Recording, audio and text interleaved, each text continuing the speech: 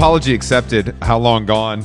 Coming to you live from a steamy Manhattan. We're in the throes of Wimbledon. It's on the TV behind me, of course, on mute. And we got a lot to cover today, Jason. How are you feeling? I feel great. I've been really trying to get on my little fitness. Just hit the gym, had a schwitz. I did Pilates yesterday. Going to do it tomorrow, I think. I'm trying to do 3 a week on the Pilates. I mean, if I thought you could get longer and leaner, you know what I mean? I was suggested this long ago, but I'm glad that you're easing into it. It is something that gets easier the more you do it. Not as in like more challenging, but like you know, you get your bearings, the balance, you know, all that stuff. That's why they call it a practice, Jason. Yeah.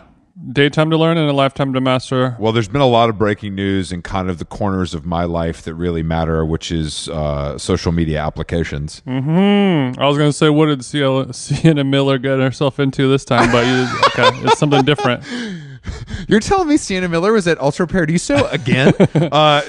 No. So the rumored Twitter killer from a friend of the show, Mark Zuckerberg, and his kind of gang of merry idiots over at Meta, Threads, launched a little bit before schedule yesterday, according to the inside sources I have, and I went and checked it out, and you know, I have some predictions, but I'd like to know, did you claim your Threads? Did you download the app and do the whole thing? I got the app. I was looking at it yesterday at dinner. I was with Carolyn, and I was telling her about it, and she's like, and then I opened it up, and she looked at it, and she's like, oh, it actually looks, you know, it looks better than I thought it was. Like, it doesn't look like the dorkiest shit of all time. And then she was like, so, like, where do you find it on Instagram? And I was like, oh, you have to... it's a separate app you download. And she goes, oh, I'm instantly out. Never mind, forgetting about it forever, you know? Which I think is something that a lot of people feel that friction. All you Blue Sky nerds feel pretty stupid now, don't you? I got some invites if anybody wants one. So Blue Sky is dead on arrival as predicted, and unfortunately for Zuck, I'm still putting my hard-earned ducats on him in the Vegas odds versus Elon in the squared circle, but I think Didn't say Zuckets, okay. Based on early predictions and just kind of my gut of being a media professional for a number of years, I do believe that Twitter will continue to... He's the doctor that we pay to go see. You're the Scott Galloway of... of Twitter. So what, something? I think Twitter is going to win because... all of the stuff that you guys were complaining about a couple days ago is miraculously fixed. There's no more gates. The links are showing up in the chat. You can view Twitter without having an account again. It's all back to normal, and you already have the app. If Instagram had integrated Threads into Instagram, it would make a lot. I'm sure there's many reasons why they didn't do that. Yeah. I agree with you, but my question to you is, you seem to be a staunch Twitter defender until the casket drops, which I don't necessarily disagree with, but you said everything's back to normal, everything's all good now. But is this going to be a Band-Aid on a bullet hole? Are we going to have this problem every 6 months when, you know, the richest man in the world forgets to pay his Amazon bill? No. Or just these little things, you know, like, or do you really think it's going to level out and we're going to get a usable, feasible social media application, or is it going to be a rocky road until we die? No, I think... Or do you like the rocky? You little bitch. I like the rocky road. I'm a freak. But no, honestly, what I think is going to happen is... I heard you like peanut butter swirl, but that's a different combo. Hey, chill. So keep that low. Yeah. So it's salted peanut butter chocolate swirl. I think that what is happening is Elon wants to win. And I think that the striving for victory will push him to kind of right the ship and make sure everything is stable because he wants to crush Zuck. Okay, so when you say win, it's not necessary. I mean, unless we're entering the squared circle or the octagon, what does a win look like in your eyes? I think a win looks like Twitter still being the dominant short form verbal verbal content app, text app. I don't even know what it's called, but I think so Threads is still around, but it's just kind of not really. That's the Samsung Galaxy to the iPhone kind of thing. Remember when Instagram did the thing where you could update your status in stories, and everybody was like, "This is so stupid," and then it just kind of went away. It feels like one of those things where it's like, I think they should, I don't know. They have to do this, obviously, because they did, it's worked for them in the past, like kind of crushing, like they crushed Snapchat. They can destroy the competition. Yeah, I don't necessarily see why Threads can't win. Zuck's hot right now. He's on a roll. It looks clean. It works. A lot of people do not have Twitter at all. A lot of young people are like, why the fuck would I use Twitter? It's already built in. The screen name's there. Yeah, but I think it's teed up for success. Yeah, but I think the people that don't have Twitter don't want Twitter and the functionality that goes with it. They don't know it. They don't. I think they need to see what the possibilities are. Maybe, but where you can be like, oh, I just wanted to post a link to this YouTube, not like do a screen record and then like copy paste it and then do this into the Instagram stories just to post a link and be like, boom, here it is. Listen to my new song. The built-in thing is a big plus. I would agree. The downloading another app is the biggest hurdle. The hurdle? Yeah, I think that's just like I said, I'm sure there's a reason for this. It's a hurdle, but honestly, did you sign up for it? It was very easy, very seamless. Yeah, of course. They definitely, the onboarding process was exquisite. But I just think that when it's like, it's implicitly sold as like Instagram. I thought it was going to just be included. Like I thought, you know what I mean? I think that everyone assumes. Bitch, you thought. But goofy ass. But I'll continue to use Twitter where the real heads are, and I'll let the teens use Threads, much like Snapchat, and all of the journalists who you can get in touch with using Signal that tried to make Blue Sky happen. I'm sorry for your loss, but I will be dancing on the grave of bluesky.social.com. Yeah, I don't think anyone has a problem with poo-pooing Blue Sky. It's the internet's punching bag right now. They did until 24 hours ago. yeah. I mean, it's actually. Can you imagine Blue Sky? I don't know. Blue Sky, all we got. I don't know who was behind it, but they thought they had it. They were like, "We did it. We're the replacement," and then you just get zoinked. You just get crushed in a matter of hours by big tech. And that's why I don't play that game, Jason. That's why I kind of try to keep it lo-fi on this side. Yeah, I mean, that's kind of why I got out of VC stuff as well. It's just, I know. It's anything but fair, this Silicon Valley, you know what I mean? I mean, it's kill or be killed. Oh, there's a lot of sharks in the water. Last night, there was Drake started his It's All a Blur tour in beautiful Chicago, Jason. Night one. There's a 20-foot Virgil statue with a paper plane that gets thrown. I believe there's a young Drake hologram.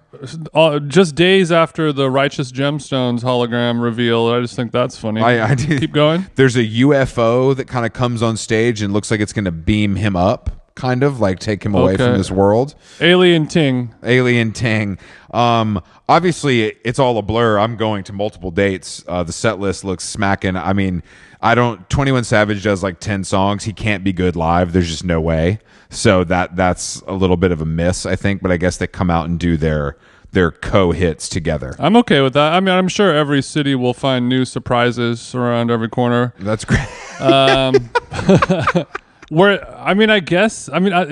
it weird? Like before, you would hear, or maybe I just wasn't paying attention to the net yesterday or something. But like, I feel like every other tour, it was like it just felt like it was more of a big deal. Like I didn't even know that his tour started yesterday. It didn't appear on my algo. He's moved. We got to follow Hidden NY, bro. You're fucking up. No, he rearranged. I can't find it. He moved the dates a handful of times. So I think that's probably why it was a little bit of a fits and starts situation. So it was tough to kind of pin down when it was starting. And also, Chicago usually tours that big. You know, they start in Buffalo on a Tuesday. Yeah.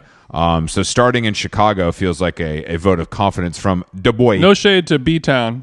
Of course of our Buffalo listeners. No, we ride for Buffalo, and you know the mayor. We already had Johnny Resnick on the pod, the mayor of fucking Buffalo. Don't forget, say his name. Say his name, Johnny. speaking of Buffalo, they found cocaine at the White House. Oh, I forgot. Yeah, and I was thinking about this too much yesterday, and I was like, this has to be.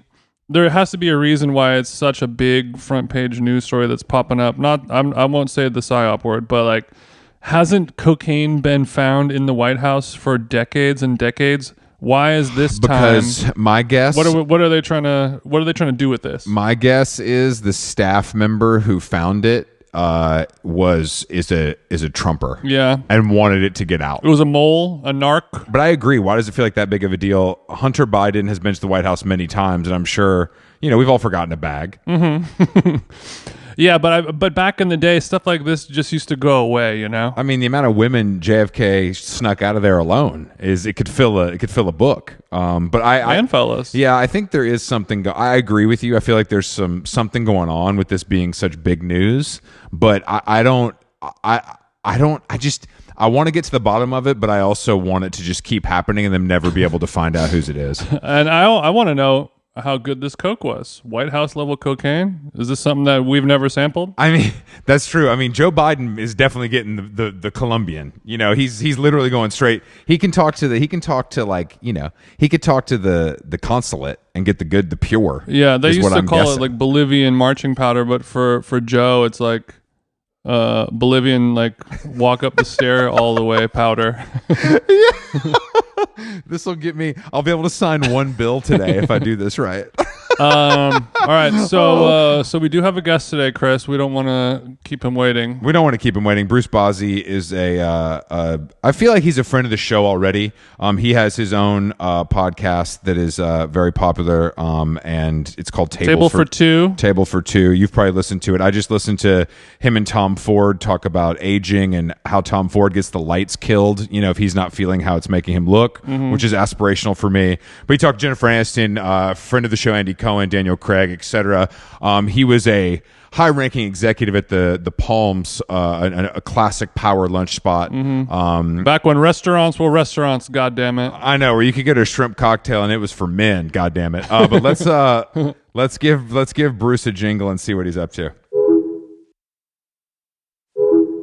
I'm ready. Let's do this. Oh, Bruce, thank God you're ready. Bruce, how was your morning?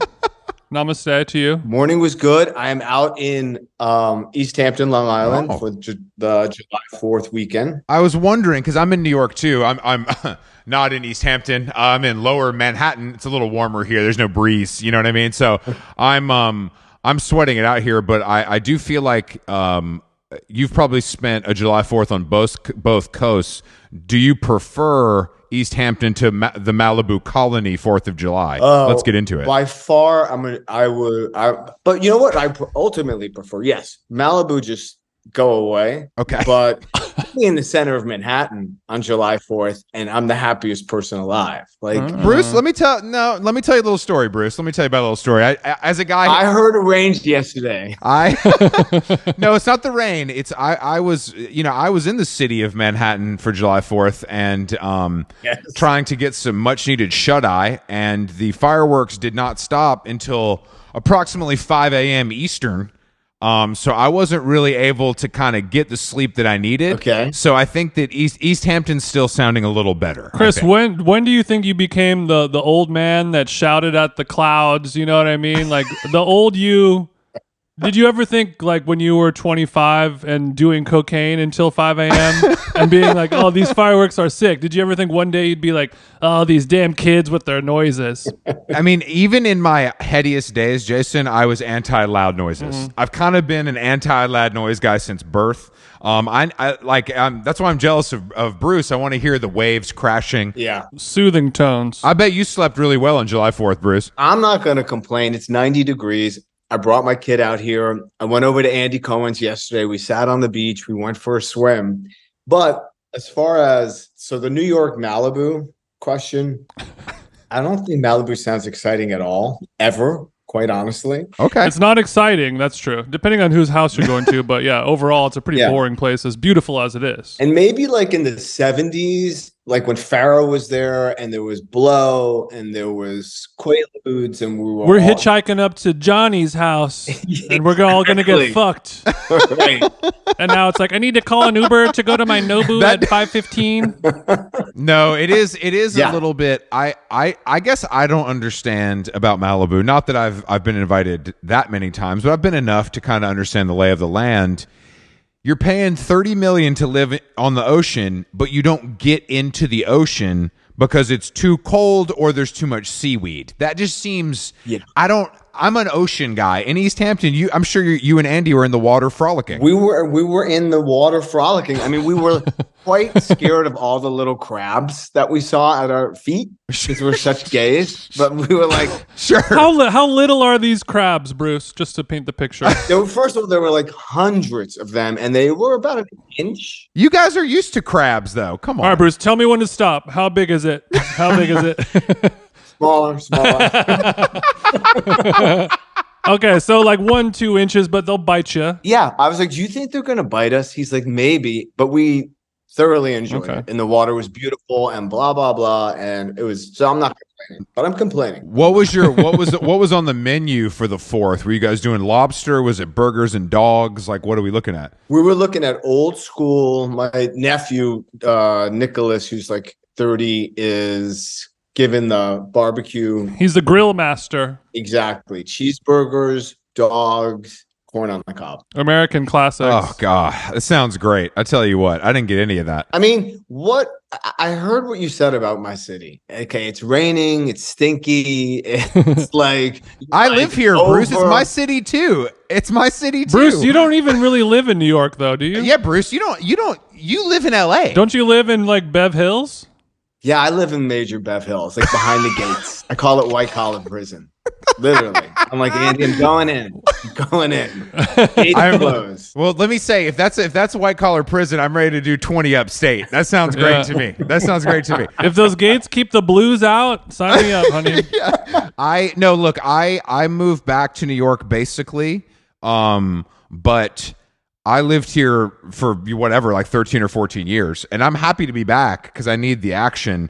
But, middle of July, on Bowery, I don't know if anyone's going to say they love that. No, I, oddly enough, will say, I mean, I love every day in New York, like rainy days, hot days. Summer is one of my favorite seasons because at the end of the day, when you get past the day and it gets to night, it's the sexiest time in New York. I know that feeling. You know what I mean? Where you can still be wearing your slinky daytime outfit, but it feels good and cool at nighttime. A little stinky. I know what you mean. Sweaty. Yeah. Well, the thing that I like about that specific feeling, and I get that sometimes in Palm Springs or other similar climates where like when everyone is stinky and sweaty and gross and unbuttoned and everything, then it's like a great equalizer and everyone's just on the same level.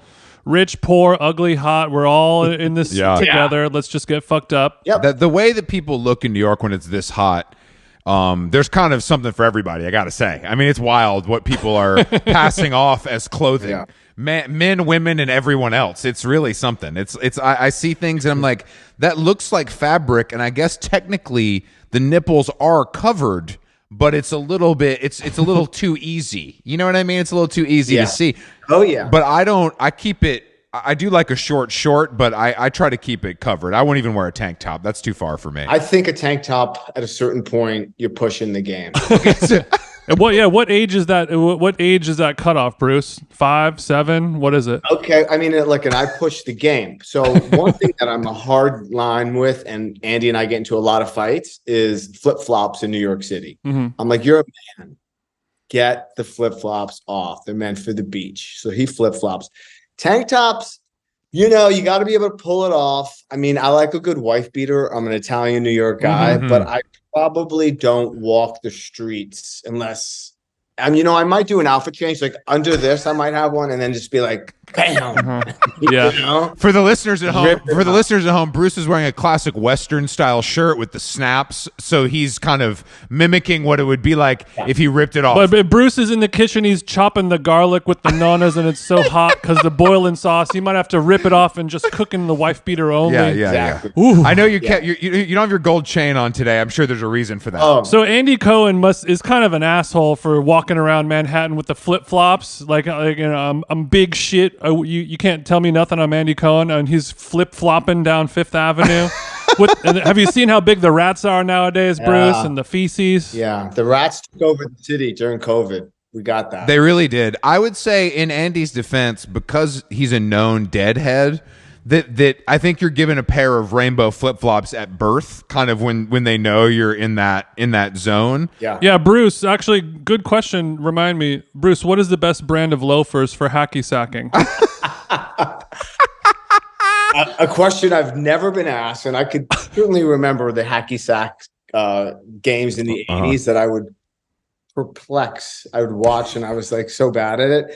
I don't know. That's a toughie. I actually think you need a sneaker for a good hacky sack. Well, let's open your don't feel bad. It was not exactly a serious question, but more so, what is your brand of loafer though? Well, I'll tell you this. I went over to Andy's yesterday, and again, he's like, "This is classic. Like, you come in like with a brown loafer, a pair of shorts, kind of short shorts, black, And I feel like, give me anything Tom Ford. I heard, I heard you talk about Tom. Yeah, give me anything Tom Ford too. I'm with you, man. Let me know if you have any extra. If you have anything from Gucci 02 or 03, that'd be great. Thanks, Bruce. Okay. I'm a large, tall. How big are you guys? Bruce has the thong from that collection, kind of in his archive. He doesn't wear it. It's just for him. It's in glass. In glass. We're pretty big. Yeah, I'm 6'9". Oh, you're a He's big boy. 6'3", 4". Okay. 6'4" on a good day if I've done my Pilates. I'm a little more broad. You can't see, my shoulders don't look quite like yours, Bruce, but Jason's a little more sinewy. Chris I would is say. the beefcake of the two of us, and whereas I'm more of a long otter, if that does anything for you. Yes, that is very clear to me. But again, what's the foot size? I need to know the foot size. I'm 17. Chris is a 12 or 13. 12, yeah. Wow. What about you, Bruce? What's that shoe size hitting for? I'm like a 9.5, 10. Sample size? Almost. You know what? I'm a fit model. Must be nice. I mean, Jason has actually in the last couple of years, I think in part due to his wife and her, she's a stylist, so she has expert knowledge. Yeah. But Jason's been able to kind of level up his big guy dressing with the help of the Real and other sites like that, because there's a lot of unhemmed options. Yeah. eBay for shoes. So he's found it's honestly it's been beautiful to watch, because I got to say it seems challenging. Interesting. Like now with fashion, that it's actually being, there was a certain, like, if you were out of these sort of the range, you kind of were screwed. You were fucked. You're like, oh, well, yeah. And now, especially being married to a stylist, you're gonna look good. What's your go-to? Like, what's your LA day wear? I mean, like right now it's hot and sunny, so just kind of like a linen shirt like this and some shorts. Are you Palm Springs right now, or are you LA? No, I'm in LA. East LA or West? I'm in Glendale, East LA. Damn. Okay, so the other night, I know this guy. I have a sauna though, Bruce. It's not East LA poor. Where's that sauna? Oh my God, it's in your office? Yeah. I love a sauna. Bruce is like, Jason, that's great, but the sauna normally goes by the pool. Just usually. Not infrared. So do you do a that's plunge? true. Do you have a plunge somewhere hiding back there? No plunge. I do cold showers. I do the face plunge in like the Bella Hadid face plunge in the bowl of ice water, but I don't have a plunger. Do you have one? I don't have a plunger. I'm a big plunger guy, and I just really read about just like putting your face in the ice is really all you need to do. Yeah. This is something Jason has adopted recently. Have you been sticking to it, Jason? Yeah, I did it yesterday. I'll do like 30 minutes in the sauna and then dip the face in for maybe like 2 or 3 minutes, go back in the sauna for 30 minutes, do a face dip. If I'm really pushing it, I'll do that 3 times total. It's good. And then you feel amazing. You take a cold shower after, smoke a little doobie, slap yourself in the face, and you feel like a new man, you know? Oh, wow. I wish I had that kind of time, guys. Anyway, I work for a living, Bruce, so it's different for me. But I would like to talk about, I'm a loafer guy as well. I'm a J.M. Weston guy.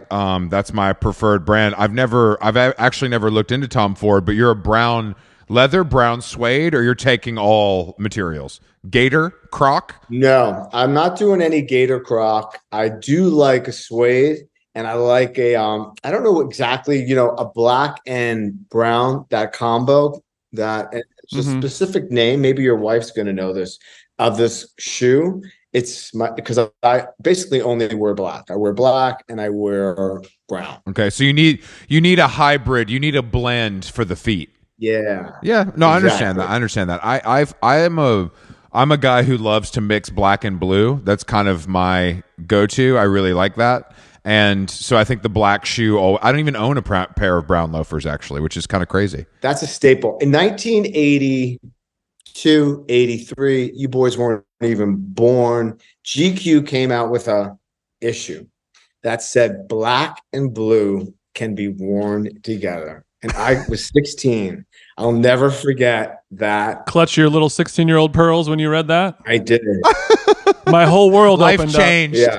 Life changed. I was always ahead of myself. As if you heard Tom on Table for Two, he said, I take fashion risk. And I was always a bit ahead with what's happening. But that I'll never forget, black and blue. Yeah, I did listen to that when he said out of all of his friends, you probably take the most fashion risks, but then you said you basically just wear black every day. So where is the risk factor entering into play here? I think that Tom feels the risk becomes the jewelry I wear. Oh, are we on Gretzky? Are we going Gretzky mode? You got ice all over? Like Bozzi, this guinea likes jewelry, and not just any jewelry. Like I go to Neil Lane and the ladies come out and I'm like, let's play. And I literally Neil Lane. It's time to spend some money, babe. And you know what? I do it like Travolta. I'm like, let's put it on the layaway plan. Here's $5 for that $50,000 bracelet. I'll pay, $10 a month. Okay. Okay. So I don't think my credit is good enough for Neil Lane layaway in Beverly Hills, but that's something I can look into. But I can't wear jewelry. It makes me crazy. Like I can't even wear a watch. Like I just don't like the way it feels.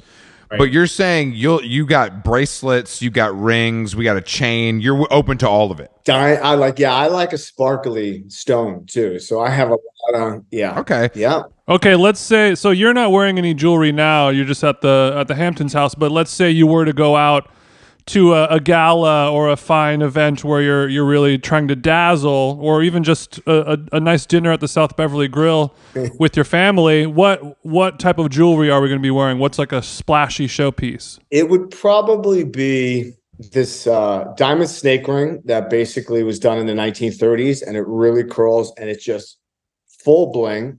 Then a wedding ring. Then 30s. Yeah. A lot of old jewelry. An antique piece. Yeah.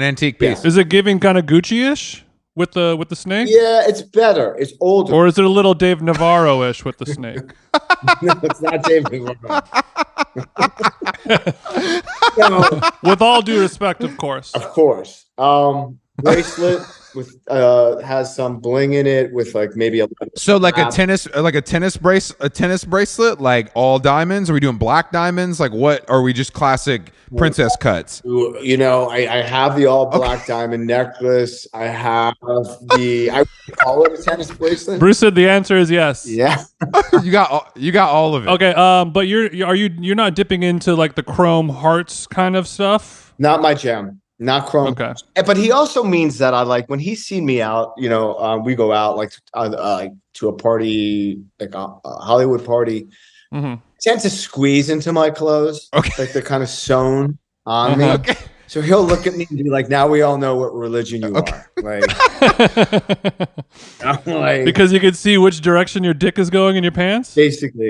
Okay. Well, actually, that reminds me. I was reading the New York Times piece on you. It was like a year or two ago. Yep. And they said that you're a Ken doll amongst Ken dolls.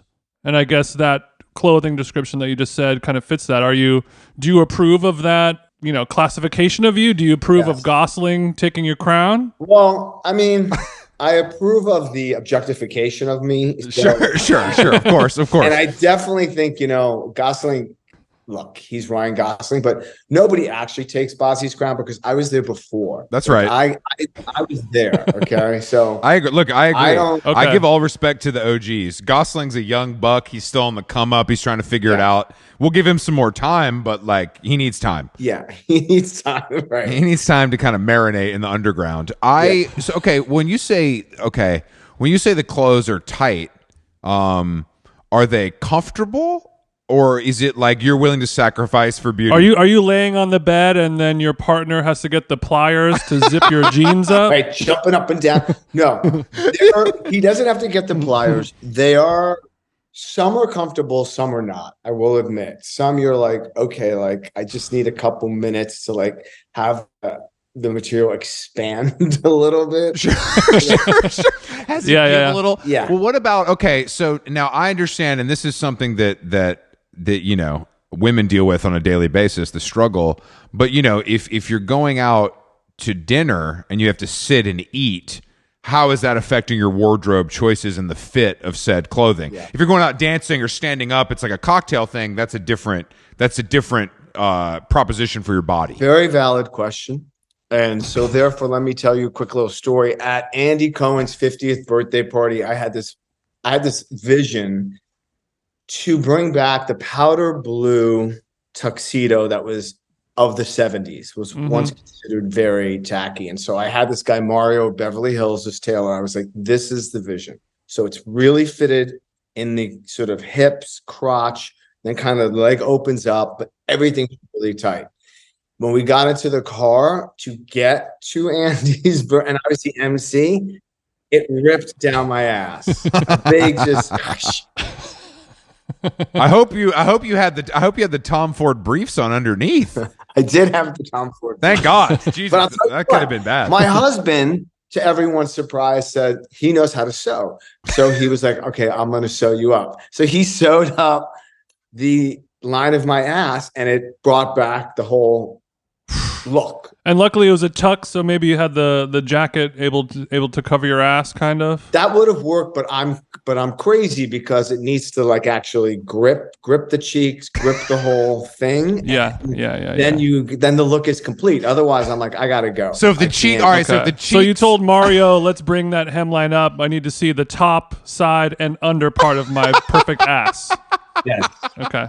And you guys might not know this, but this is a secret I learned in Hollywood when I was like, why do all these guys have such great asses in these clothes? It's because they buy their suits and then they go and they have them completely refitted to their bodies. Mm-hmm. Yeah. No, I mean, that's always, I'm not working with a lot back there, but maybe a tailor could kind of help me out. I can squat quite a lot, but it's just not really, it's not keeping. You know what I mean? I'm not hanging on. Yeah, you're not plumping it. It's not, you got to figure that out.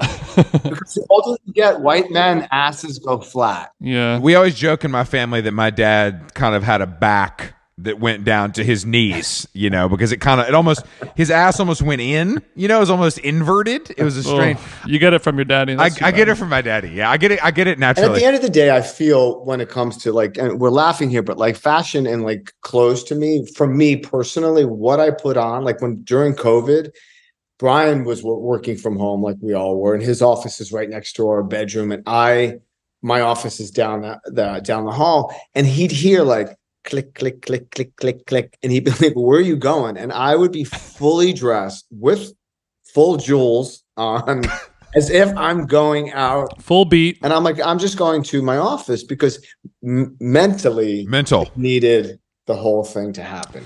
How can you teach other people to do this? Is it hypnotism? Is it just something that's inside of you? Because I know that there's people like that where it's I just feel naked and incomplete and I'm going crazy if I don't have the fully completed look because you never know who's going to knock on the door or whatever. Yep. I don't know if I'll ever be there. I don't know if Chris will ever be there, but how do you teach somebody or motivate them to do that more? I think it's hard to teach somebody. I think it's sort of kind of who you are and how you're raised and what you value. And it depends on how psychotic your mom is. You nailed it. Exactly. You nailed it.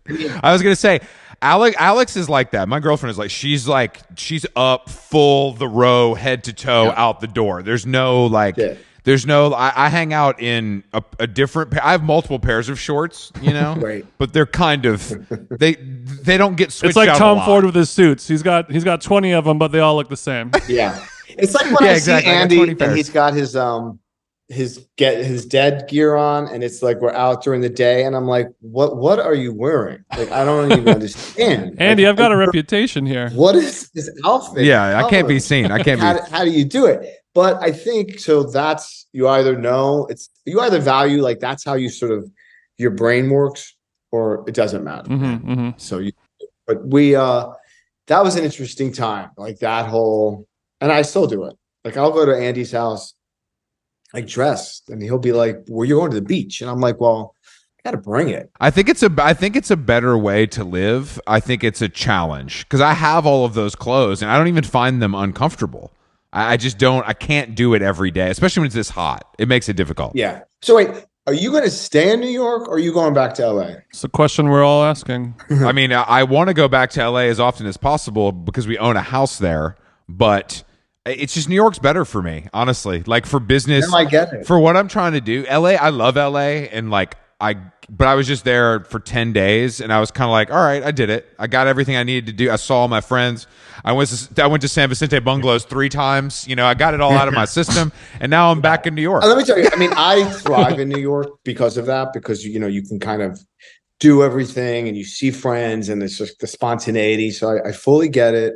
I do live in LA and have a wonderful life in LA, but it will be a source of like conflict for me forever, because I have a full family life. We have children. We now have grandchildren.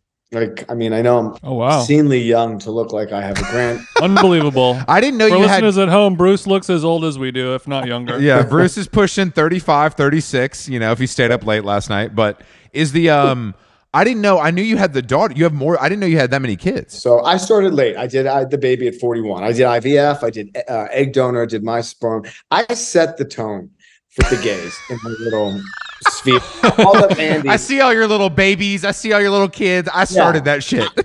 Yeah, I did. I called him up one day. I was 40, and I go, I got something to tell you. He goes, don't tell me you're having a kid. I wanted to do that with you. I go, I'm having a kid. And in the 10 years, I focused in on family and Palm before it all blew up and went away. Yeah. And he focused in on career and became this huge thing. And now, and quite honestly, I give it up to him because he old. So okay, actually, a question about your kids. So if you said you kind of started the trend of all of this, are you the hands-on diaper changing kind of parent, or do we have somebody else to kind of do that work for you? No, I was at that during all those phases, 100% hands-on diaper changing, take to school, pick up, juggle work, travel, take her. It made no sense for me to want to become a father and then sort of delegate all that out. Now, of course, I hired a woman to help me because of just work, but for the most part, all of that, even to this day, making doctor's appointments, I just made one for back to school.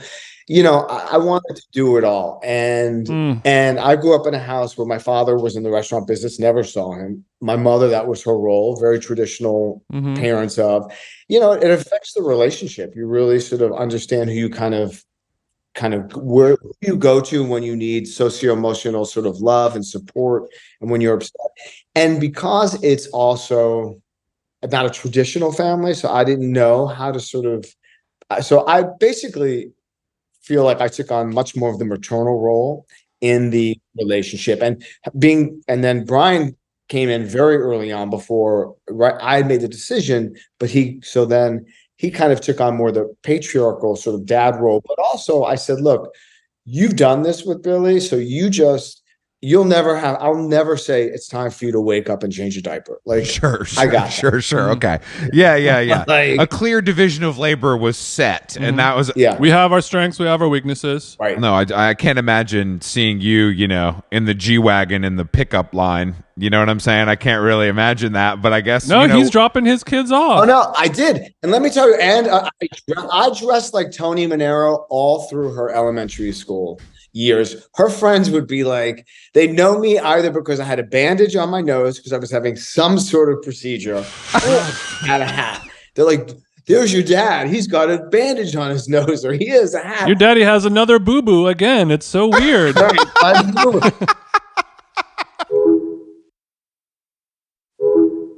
I mean, look, I'm sure LA private school. I'm sure you weren't the weirdest parent. That's for fucking sure. No matter how many bandages you had on. And I would text Andy and I'd be like, "Oh my God, I just ran into Lisa Vanderpump at Barney's," and he was like, "Please be the first Gabriel housewife of Beverly Hills. Like, you don't understand. You're living this life." And I was like, "I'll do it. Sure, I'm in." And then Brian was like, if you joke about this one more time, we're divorced." And I go, "Okay, season one, divorce." He's like, sweetie, that is not happening. Sweetie, that is not happening. I mean, look, you bring it up, but do you think Kyle and Mauricio, do you think Mauricio, what do you think? Is he, how many waitresses do you think he's had sex with this week? So I will tell you this. I was with Andy yesterday, and it was the first time I heard about this potential rumor. And I happen to think both of them are great, and I've gotten to know Kyle over the years and Mauricio on some level. Now, I'm sure he's banging chicks. I mean, he's Mauricio. He's hot. Like, we all would blow him. You know what I mean? Every woman and man in my life is willing to risk it all for Mauricio. Right. What is it about him though? Because I don't know if I see it. I don't know how to explain it. It's like he's confident. He's sexy. The way he presents himself. What specifically makes you want to blow him though? I think his stature, his ethnicity, his Italianness makes you want to blow him. That's it. Yeah, there's something sort of dark. No, I agree. I also think he seems I mean, those shows. As a longtime watcher, often the men are duds. You know, so the husbands are often duds. Yeah. So I think he was always like present, nice dad who also made a lot of money. Yep. So it's kind of like, what more do you need? This guy's hot. He makes money, and his kids like him. Yeah. Mm-hmm. What's the catch? And I think Kyle will be. I think if she's muff diving, good for her. Like, that's fun. Honestly, it is fun. I mean, it is interesting though that the women, several women in the Bravo universe have gone into scissoring mode. Yeah. Later in life, and I just find it's interesting. It's some are calling it the fall of man, and I don't know if Really? I'm not going to stand for that. Do you think maybe they were lesbians the whole time, but then they were kind of feigning straightness to get the alimony and the kids locked in, and they can go into scissor mode? No. That's just a deep, crazy theory, guys. I don't think so. I don't know. I think it's an evolution. I think we grow as people, and something happens. And of course, their whole lives change so much. Yeah. I think attraction is attraction. When I was a kid, I was watching a porn or something, and there was like a multiple choice question about like lesbians having sex, like what is like the most, and the answer was pussy bumping. I never heard of pussy bumping. I don't know if you know what that is, but I was like, that sounds fun. I've never heard of pussy bumping. I mean, I could kind of do the math on what happens. I know what bumping is, and I know what pussy is. But, yeah, I can kind of put it and I together. guess it does sound fun. Right? The context clues led me to believe that I do understand that without having to do it or being able to do it, to be fair. Yeah. But yeah, we're all becoming more fluid, even the housewives, which is cool to see. Great. I like that. I like that the two most famous, the two most famous cases of what we're talking about are both kind of going with a butch, tatted up kind of vibe. And Jason Morgan Wade, who is Kyle's rumored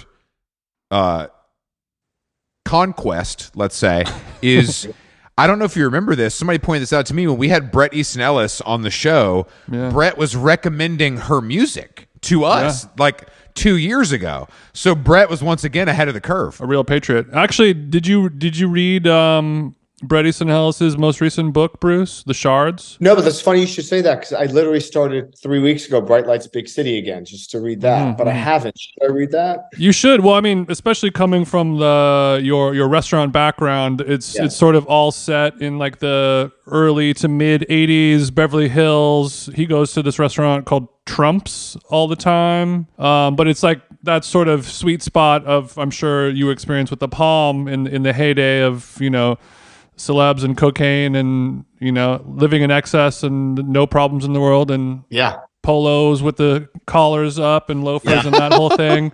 Those were good days. We still experience Yeah, that. actually, We still and I wanted experience to talk to you about the restaurant stuff. Like, what do you think that there are any restaurants currently anywhere? I mean, New York or LA or anywhere in America that kind of capture that magical spirit that happened in the kind of 80s, early 90s dining scene from American Psycho and all those eras. I do. I'm so like narrow focus when it comes to restaurants now, but I think everything has changed. Like I watched it change when we were at the Palm. I watched when I tried to do the refresh of the Palm and bring that back, but people change and dining habits change and money changed and points of service changed and like all of a sudden everything was watched, so you couldn't just it wasn't cash business anymore. I mean, the stories we have at the Palm are just all of that sexiness, which is like people doing blow. Why, guys bringing their girlfriends one night, their wives one night. No security cameras. Everyone keeps their mouth shut. Everyone respects it. No self. Yeah. Yeah. So I mean, I can't name one off the top of my head that's like, oh yeah, this is like really. I would assume maybe in Europe. I mean, I don't know New York. I'm sure in New York there's some really great hidden jewels in the Lower East Side, somewhere downtown. I mean, that you're going to go and you're going to have that. You can still smoke in there and all kinds of stuff. Do coke off the table. Completely. Well, where are you guys going out to eat in LA nowadays? Wow. I mean, talk about the two most boring people. It's like, so you go to the tower, you go to the bungalows. Okay. My man. It's like, you're like, okay. Wait, you said the bungalows. What was the first one you said? The tower bar. Okay. Where I do the show. Yeah. You go, we go to Jelena if we want to go out to the beach. So that's that. Mm-hmm. And I went recently, so I'm listening to your show the other day, and I don't know him well, but I absolutely adore him. I think he's like super cool, and he's like, come out to Silver Lake and have dinner, and that was like the most exciting thing for me because I just thought, let me get out of Beverly Hills. It was July 4th, the beginning of the weekend, and to be honest with you, it was the first time because I spent so much time in New York in June. I thought this is really good. July 4th in LA is good because the city gets quiet and you can actually enjoy it. Mm-hmm. And Scott Sternberg took me to this Italian restaurant. Oh, I know you guys. Scott's place. I know which place this is, and I hate this place, but Scott loves it, and he always comes to me. And I told him next time I will come to Silver Lake and we can go. I told him I would do it. You're gonna like it. Is it Alimento? No, it's not Alimento. It's the one that Speranza, Jason. Oh, Speranza. Oh, honey, no, not Speranza. I mean, Scott I don't know.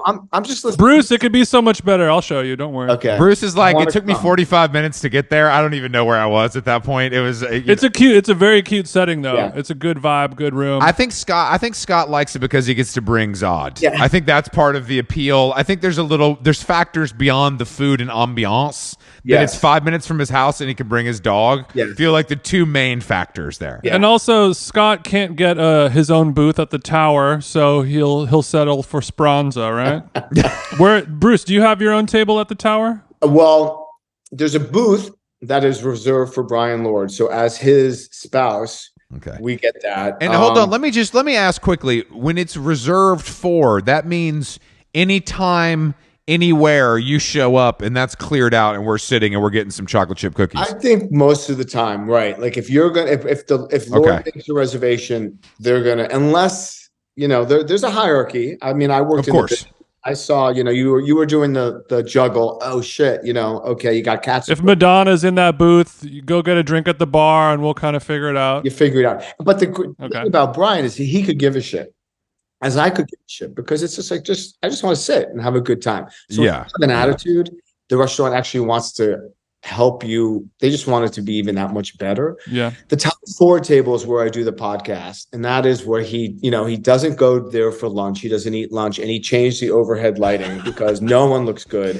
Honestly, the changing the lighting thing, I feel like I'd heard lore of that at some point in my life. Yeah. But hearing him describe it to you in a way that was just like, Yeah, of course. Wait, you guys don't get the lighting like it? He was. It's and so, him saying, "Oh, I don't go outside during the day because the sun is considered flattering. overhead lighting." After 30 years old, Tom feels nobody should go out during daylight. honestly, His commitment to that is astonishing, and I also want to know, unbelievable. how much money do you have to spend at the tower every year to make lighting decisions? You know what I mean? Yeah, That's the question. I mean, if you're Tom, Yeah. you the presence. I think Jeff Klein will do anything to sort of. I mean, and Tom's one of the sweetest men you could ever meet. And he intimidates people so much because of the way he presents himself, but he's actually super funny, dirty in a great way, and $2.8 billion richer as we speak. So he's happy. That's great. That's great stuff. But I find that Can you give us his email when we're done with this so we can have him on the podcast? I'm gonna Just T at tomford.com. Yeah, it's Tom at tomford.com. I find that pretty often, and I think that's why Jason and I love this generation of gay men so much, is that I feel like you guys have seen it all, you lived through it, and you have the best attitude. And I just think there's something that is so appealing to me about the way that you guys kind of approach life and like the attitude you have. And I just cannot find that in another group of people. I really can't. I take that in, and it means a lot because I do feel like the generation you're talking about, you know, at 57, we kind of came of age at a very precarious moment, but lucky enough, late enough for some of us that we were dodging bullets without really dodging bullets, and then hit the early 90s, which then you had people like just the movement, like the gay rights movements. You had, really, you had artists like Madonna, who, people scoff at, but I defend staunchly to say what she did for the community was tremendous, and for sexuality. And then we're fortunate to have hit 96 when they invented the cocktail that actually then said, okay, if you do come down with this virus, you're not necessarily going to die. You could have a life. Yeah. So that, but like there's a PTSD involved in that, which I talk about with some of my friends, but also a joy. Like we were so joyful, and we were trying to sort of navigate. I moved to LA in 90 for about 4 years, and then moved back to New York for about 15 years, thought never to return. Bye-bye. But, fell in love and returned. And those 4 years were great. It was the years sort of, and we do have a really, I think, great take on celebration and life and love. And the generation that's younger now, 20s and 30, as irritating as they are, because, gay people don't want to give up the room. And I'm watching my one gay nephew, knock me out of the box. I'm like, I'm going to take you out so bad. What the fuck is happening here? How did I get to be like the old dude? But Andy, who I met in 94. So next year we plan on announcing, I'll announce it here on your show first, a full year anniversary of our your friendship. Of our friendship. It's called Brandy, Bruce and Andy, which these gay guys in Miami thought of one year. We were like, what? They're like, oh yeah, Brandy. We thought in 1997 they were geniuses. So the year of Brandy is about to be launched, and we'll probably make an announcement with a number of things. Wow. Celebration. Okay, if you need any help with merchandising or any of the kind of activations, we do specialize in that. I can see some hats, t-shirts, sweats, the usual kind I'll of go-to. secure all the socials as soon as we finish here, and I'll see if R&D's Brandy is available to perform. Yeah, Brandy would obviously have to do a couple songs. I mean, that would be a crazy mess if we didn't do that. Exactly. It'd be a crazy Bruce, mess. we wanted to talk a little bit about food and fitness. It's two interests of ours, and you seem to be a person who is very physically fit, but also growing up in those heydays of 80s, 90s, I wanted to know if you had like a favorite fad diet from back in the day that you really believed in, but maybe didn't work out so well. I'm going to say in the 80s, the diets just, I was a skinny kid, and it just was a different conversation. And probably towards the mid 80s, I was at college and I was 19 and I weighed 139 pounds. And this really pretty girl came up to me that I had met. And she was like, dude, she's like, you're handsome, but you're too skinny. Like, you got to start to work out. So we went to this gym in Westwood. I was 20, and that began like the sort of just just to have muscles. Like, you know, I worked out all the beauty muscles. Tits, I still have my 90s tits. I mean, they've held up so well. My biceps, my shoulders. I was like, Thank you, Jesus. thank you, Jesus. And then but for the last 10 years, where I really have leaned into eating is easy for me because I kind of cut out all the bullshit. I mean, Andy and I both finished our own medium Sam's pizzas last night. I was like, but for the most part, it's healthy foods and it's wellness now. So I go to Remedy Place, I do my cold plunge, I do my infrared sauna, like, you know, I do my Remedy shot, I do all that stuff.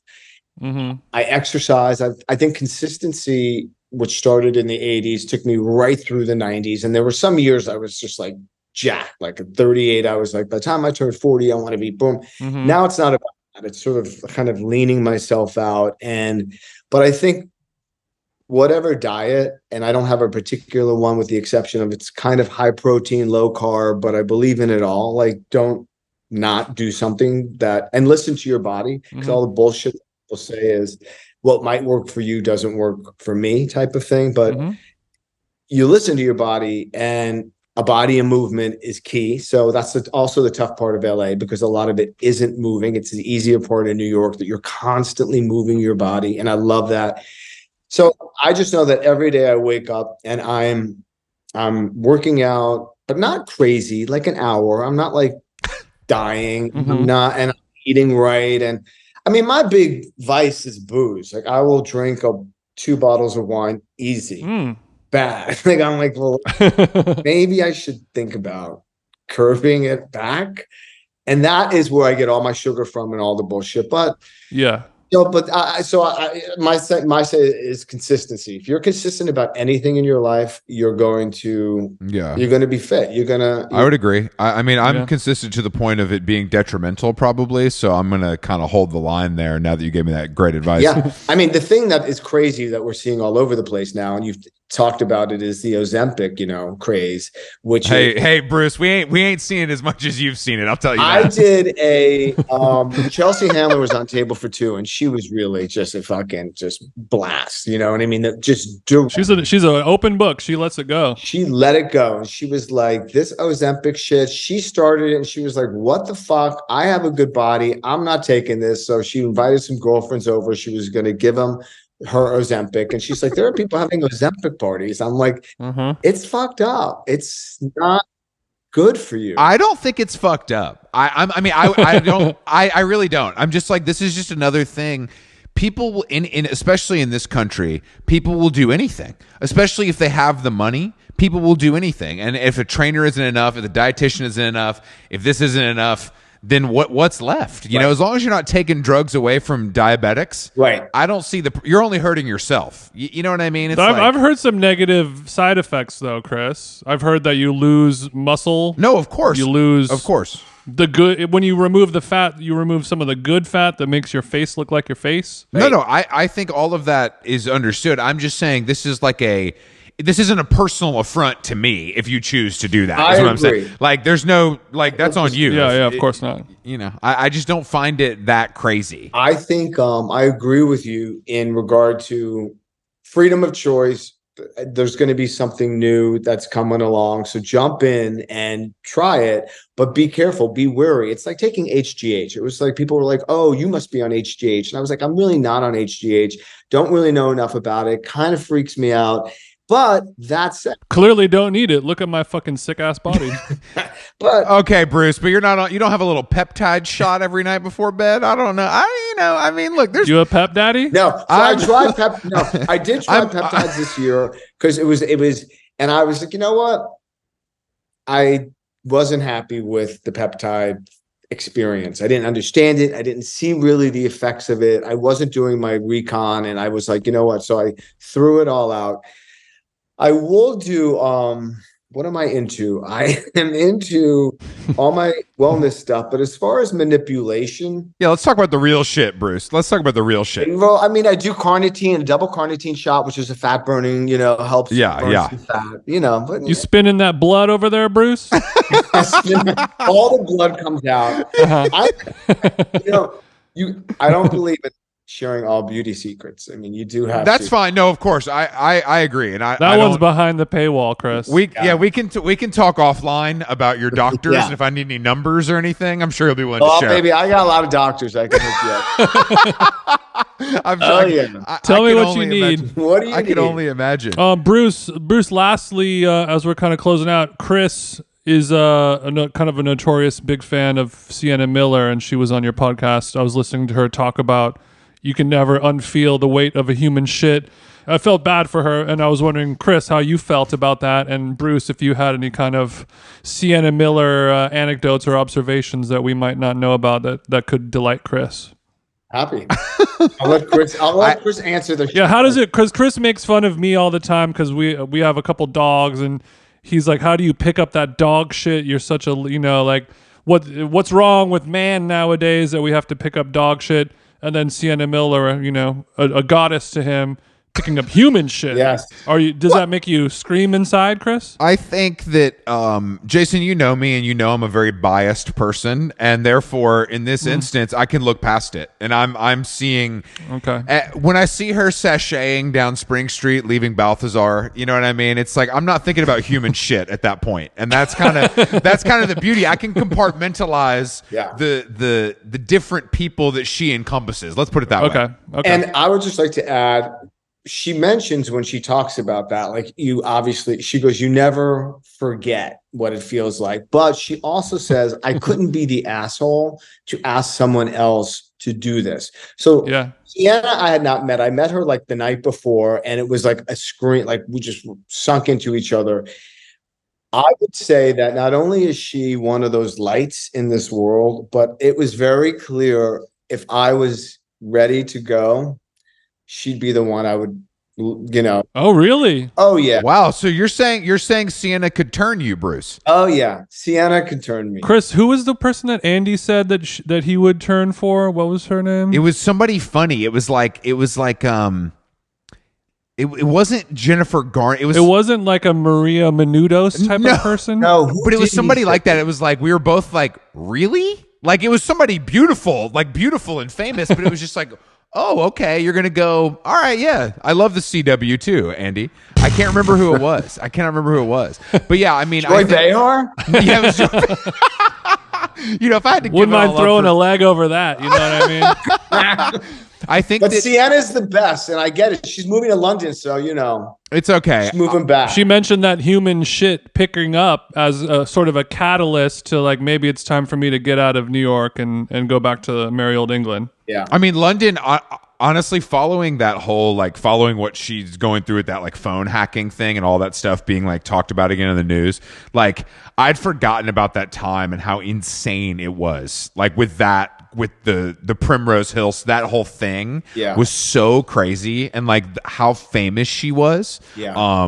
Like I think you have to leave for a little while. It's like it's too fucked up. And I think she just wants to be near her family. She's got her daughter, and I think she was done. I think everything changed post-COVID. I think New York changed, but Totally. yeah, but she was certainly one of the sexy, great, and she's so smart. It's Table for Two is a joy because I look at it like what we just experienced. It's the romance of a meal. It's the romance of people getting together and connecting. And I feel super blessed that I'm able to talk to some of the, most interesting people. You literally, of all the podcasts in the world that I listen to, you have the most impressive list of guests, probably, of all time, which is Thank you. I'm jealous of and envious of, and I'm not happy for you. I'm just straight jealous only. Like you son of a bitch. But it's in like it's not like I'm only gonna get the biggest names possible. It's like A-list people who are also like all cool. Like there's no duds. There's no like I'm gonna have this person on just because they happen to be super famous. Like it's still curated as well. Yeah. I mean, just having lunch with John Hamm, what's that like? Thank you. It doesn't make me super happy, but John was amazing. And tomorrow, I have a 26 episode. I mean, you guys do this every day. I have 26 episodes, so one every other Tuesday. So Sarah, Jessica, and I are doing it out here at the beach. and that'll mark my 26th one. And then Bruce, I need to ask you something off camera. I need a favor when it comes to SJP. It's something that we can discuss. I mean, we'll discuss it. I need your help, and it's not a huge ask, but it is a favor. Yeah, Bruce, we need to get Che Diaz on the pod. Is what Chris is too shy to ask. You know what? You do.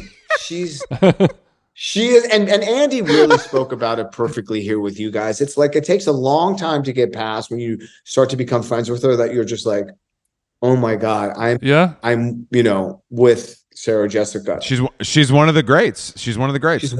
Well, we're gonna bleep this out, Jason, but I'm on your team. I got you. Appreciate you, Bruce. All right. Thank you for having me today. Oh, thank you. No, it was a pleasure. This is perfect, man. I mean, honestly, when we can have anyone who is in our genre and can really do it, like a full pro, we are very excited. It feels like a day off. And also, your podcast, it's you interviewing people, and these famous people are giving you their life stories. So I wanted to learn more about you. So it was nice to kind of I love it. Flip the table a little bit. Table for three. Table for three. Thank you, Bruce. Have a good time out east, and we'll talk to you soon. Thank you. All right, Joe. All right. Appreciate you. Thank you. Bye-bye.